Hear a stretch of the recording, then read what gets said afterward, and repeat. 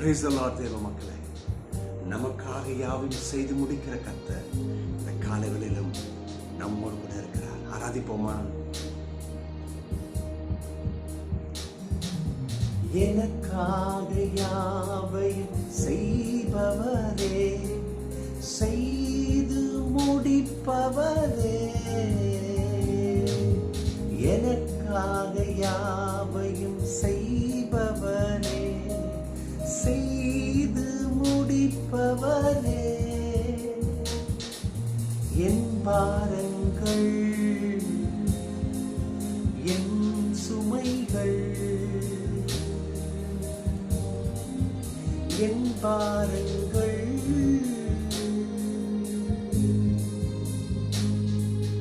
என் சுமைகள் உம் பாதத்தில்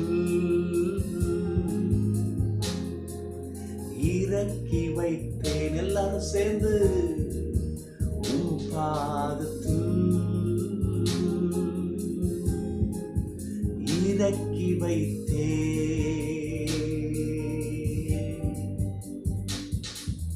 ஏசையா உம்மைத்தானே என் முன்னே நிறுத்தி உள்ளேன். ஏசையா உம்மைத்தானே என் முன்னே நிறுத்தி உள்ளேன். தெய்வ மக்களே, இந்த காலவெளியில பல காரியங்கள் உங்களை சூழ்ந்திருக்குது.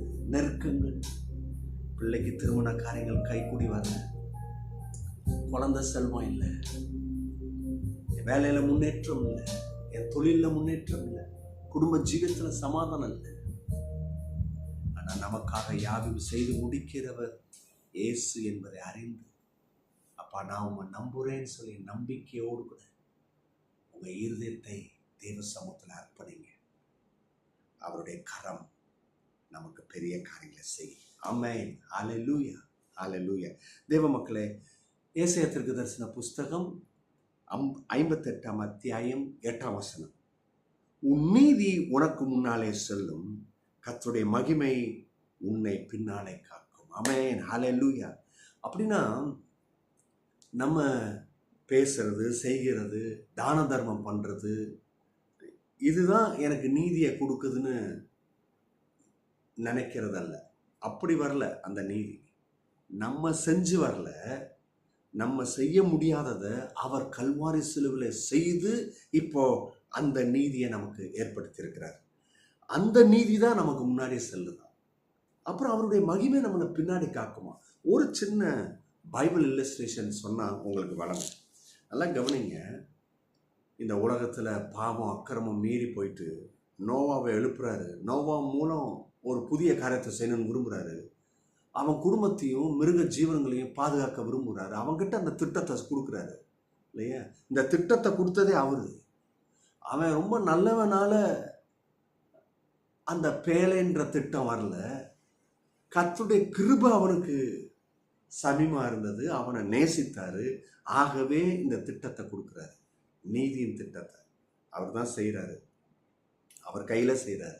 இப்ப பாருங்க, அவருடைய நீதி நோவா மூலம் நிறைவேறப்பட்டு நோவா குடும்பம் அந்த பேழைக்குள்ள போறாங்க, மிருக ஜீவன்களும் போது.